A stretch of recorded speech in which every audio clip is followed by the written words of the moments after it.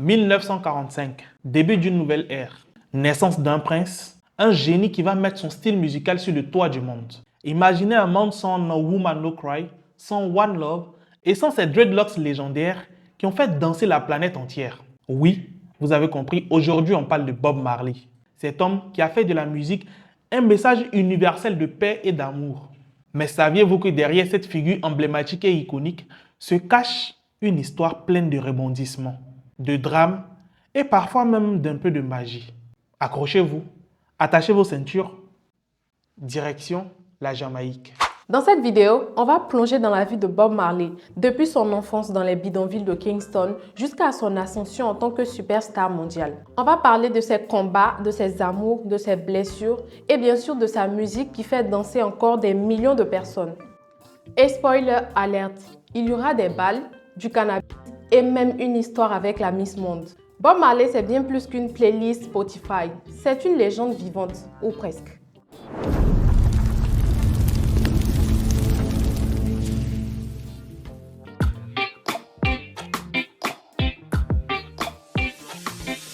Bob Marley, de son vrai nom, Robert Nesta Marley, est né le 6 février 1945 à Nine Miles, un petit village rural de la Jamaïque. Son histoire commence dans un contexte familial complexe. Sa mère, Cedella Malcolm, n'a que 17 ans lorsqu'elle tombe enceinte de Norval Sinclair Marley, un homme blanc de 40 ans son aîné. Norval est un capitaine de l'armée britannique. Il est issu d'une famille de planteurs jamaïcains d'origine britannique. Leur union est loin d'être acceptée. La famille de Norval le déshérite car à l'époque, les Blancs ne devaient pas épouser de Noirs. Norval disparaît peu après la naissance du petit, laissant Cedella élever son fils seul. Malgré quelques visites inattendues, il ne joue aucun rôle dans l'éducation de Bob. À 6 ans, Norval réapparaît et propose d'amener Bob à Kingston, promettant une éducation décente. Cedella, espérant un avenir meilleur pour son fils, accepte. Mais une fois à Kingston, Bob est confié à une vieille dame et passe son temps à faire le ménage, loin des promesses de son père. Un an plus tard, Cedella découvre son fils errant dans les rues de Kingston. Elle le ramène à Nine Miles, mais cette expérience marque profondément Bob Marley. Rejeté par les deux côtés de sa famille en raison de son métissage, il est surnommé White Boy, garçon blanc par ses voisins. Cette exclusion forge en lui une résilience et une volonté de trouver sa place dans un monde qui ne l'accepte pas tel qu'il est. En 1957, Bob et sa mère s'installent à Trenchtown, un bidonville de Kingston. Malgré la pauvreté et la violence qui règnent dans ce quartier, Trenchtown devient un lieu d'appartenance pour Bob. C'est là qu'il rencontre des musiciens comme Desmond Dekker et commence à s'intéresser à la musique. Influencé par le ska, un style musical jamaïcain, Bob découvre sa passion pour la guitare et le chant. Trenchtown, c'est aussi là que Bob va se faire ses premières amitiés musicales. Avec des jeunes comme Bernie Wyler et Peter Tosh, il commence à rêver d'une carrière de musique. Mais la route est longue. À 14 ans, Bob quitte l'école pour travailler, conscient que l'éducation ne lui offrira jamais l'opportunité dont il rêve. Ces années difficiles, marquées par la pauvreté, le rejet et la quête d'identité sont pourtant essentielles. Elles forgent le caractère de Bob Marley et inspirent les messages d'espoir et de résilience qu'il portera plus tard par sa musique. De Nine Miles à Trenchtown, Bob Marley n'était pas encore une légende, mais il était déjà en train de devenir la voix des opprimés.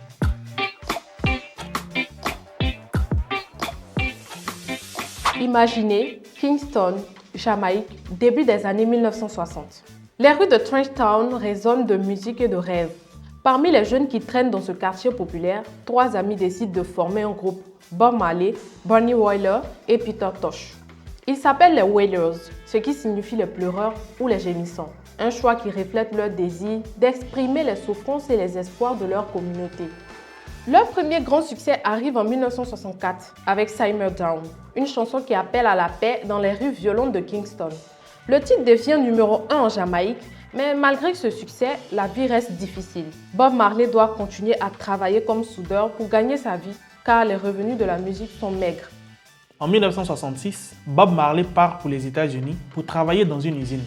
Et ce séjour, bien que court, va lui permettre de découvrir de nouveaux genres musicaux, comme le soul et le rhythm and blues. Si c'est pas ça, il faut le laisser. À son retour en Jamaïque, il adopte le mouvement Rastafari, une spiritualité qui va profondément influencer sa musique et sa vision du monde.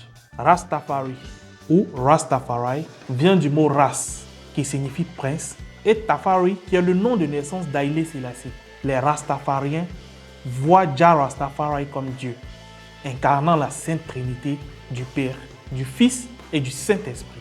Ils considèrent Jah Rastafari comme la troisième réincarnation de Dieu après Melchisédek et Jésus-Christ. Vous ne connaissez sûrement pas Haïlé Sélassié et pourquoi les Rastas lui vouent un tel respect.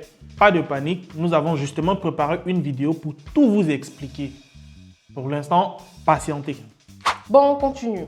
Les Wailers quittent leur premier producteur et fondent leur propre label. Ils sortent plusieurs chansons comme Bend Down Low qui rencontrent un certain succès local.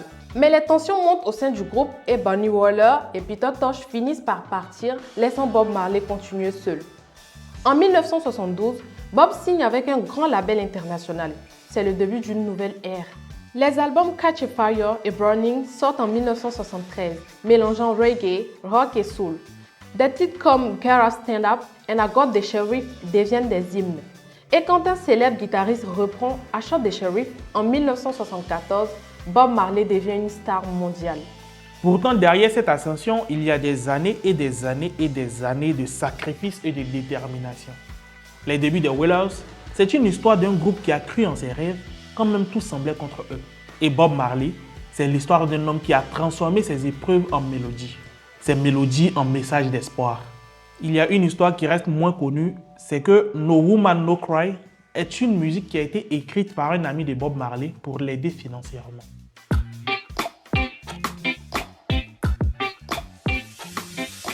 Nous sommes en décembre 1976 à Kingston, en Jamaïque. La nuit est très calme, mais dans la maison de Bob Marley, l'atmosphère est très tendue. Bob est chez lui, entouré de sa famille et de ses amis. Il prépare un grand concert Smile Jamaica, prévu dans 2 jours. Un événement qui doit célébrer la paix dans un pays déchiré par la violence politique. Soudain, des coups de feu retentissent. 6 hommes armés font irruption dans la maison. Les balles sifflent dans tous les sens. Bob est touché à plusieurs reprises. Une balle dans le bras, une autre effleure sa poitrine et 5 autres se logent dans sa cuisse.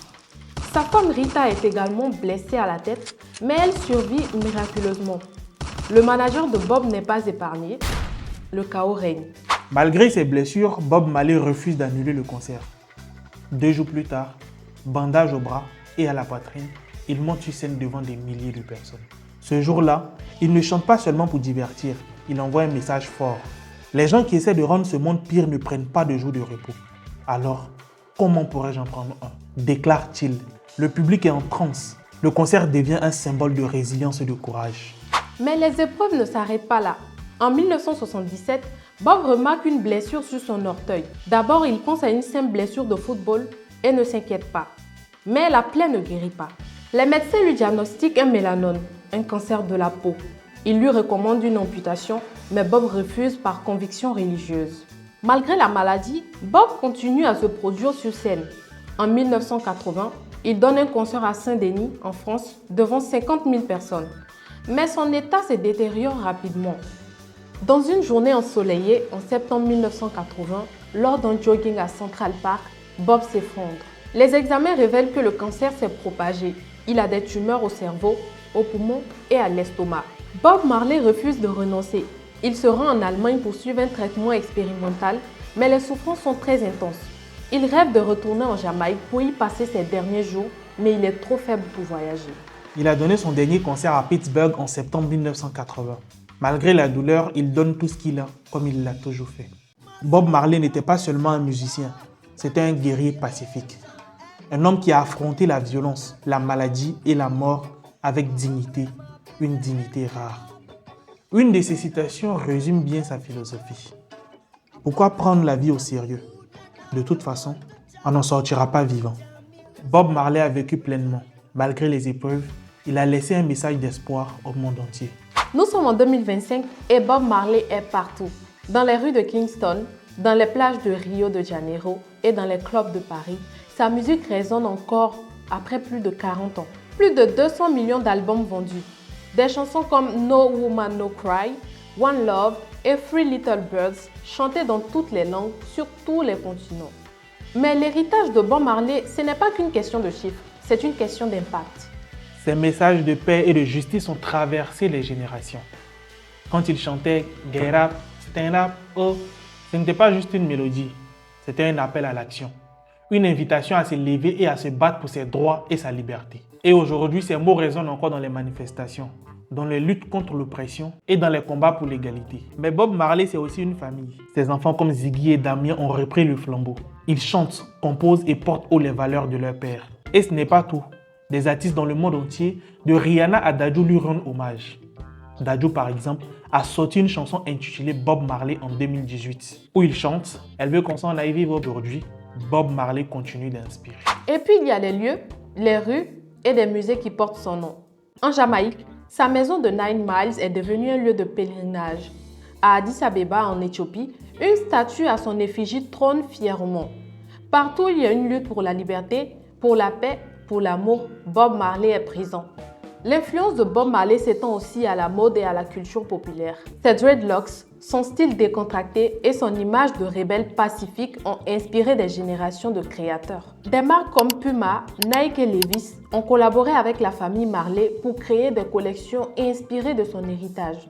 Et les symboles Rastafari comme le lion de Juda ou les couleurs rouge, or et vert sont devenus des icônes de la culture pop. En plus d'être une icône de la musique, c'est un homme aux multifacettes, avec une histoire qui révèle sa complexité, ses passions et son humanité. Une histoire qui montre que derrière la légende, il y avait une personne profondément humaine. Commençons par l'amour. En 1976, Bob Marley rencontre Cindy Breakspear, Miss Monde 1976. Leur relation, bien que brève, est intense. Mais cette histoire d'amour n'est qu'une parmi tant d'autres.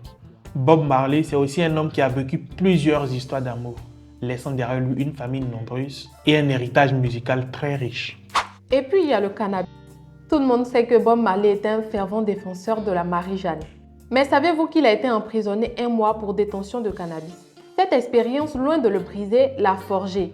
En prison, il a échangé avec plusieurs autres détenus, a écouté leur histoire et a compris leur lutte. Une fois libéré, il a intégré ses expériences dans sa musique, donnant une voix à ceux qui n'en ont pas. À sa mort, Bob Marley a été enterré avec des objets symboliques. Sa Bible, sa guitare, un ballon de football et un peu de cannabis. Une façon de rester fidèle à ses convictions, même dans l'au-delà. Enfin, il y a la rumeur autour de ses 50 enfants. Officiellement, Bob Marley n'a que 11 enfants de 7 femmes différentes. Mais les médias affirment qu'il en a bien plus. Ces petites histoires, ce sont les pièces d'un puzzle qui révèlent qui était Bob Marley. Un homme passionné, généreux, mais aussi complexe et imparfait. Un homme qui a vécu intensement et qui a laissé une empreinte indélébile sur le monde. En plus d'être un musicien, c'est aussi un philosophe, un poète et un visionnaire. Ses citations, tout comme ses chansons, ont traversé le temps et continuent d'inspirer des millions de personnes à travers le monde. Ses phrases simples mais profondes résument sa vision de la vie, de l'amour et de la liberté. L'une de ses citations les plus célèbres est « Pourquoi prendre la vie au sérieux? De toute façon, on n'en sort pas vivant. » Cette phrase, souvent reprise, reflète sa vision décontractée mais réfléchie de l'existence. Elle rappelle que la vie est éphémère et qu'il faut savoir en profiter sans se laisser submerger par les soucis. Bob Marley croyait aussi à la puissance de l'amour. Il disait « Combat le diable avec cette chose que l'on appelle l'amour ». Cette citation résume sa philosophie de la non-violence et de la compassion. Pour lui, l'amour était une arme plus puissante que la haine, une force capable de transformer le monde. Enfin, il y a cette citation. Dieu a créé les gens en technicolore. Dieu n'a jamais fait de différence entre un noir, un blanc, un bleu, un vert ou un rose. Cette phrase reflète sa vision d'un monde sans discrimination, où toutes les couleurs et les races coexistent en parfaite harmonie. Ces citations sont des leçons de vie, des rappels que la simplicité peut être profonde et que les petites phrases peuvent avoir des grands impacts. Bob Marley a su résumer ses idées complexes en quelques mots. Et aujourd'hui, ces citations continuent de guider et d'inspirer des millions de personnes. Au-delà d'être un artiste, Bob Marley est une légende. Mais saviez-vous que derrière cette icône se cache une inspiration plus grande? Une figure qui a profondément influencé Bob Marley et le mouvement Rastafari. Haïlé Sélassié Ier, l'empereur d'Éthiopie, considéré comme un messie par les Rastas. Pour Bob Marley, Haïlé Sélassié n'était pas juste un leader politique. C'était un symbole de résistance, de dignité et de liberté. Dans des chansons comme War, Bob Marley reprend les discours de l'empereur, appelant à la justice et à l'égalité. Et quand il chantait Jah Live, C'était une ode à la foi Rastafari, centrée sur la figure divine de Haïlé Sélassié. Mais qui est vraiment Haïlé Sélassié et pourquoi Bob et ses Rastafari le vénèrent-ils autant? Ça, c'est une histoire fascinante qu'on va découvrir dans notre prochaine vidéo.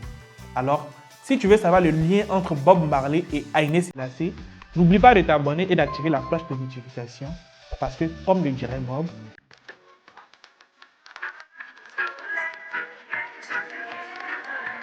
En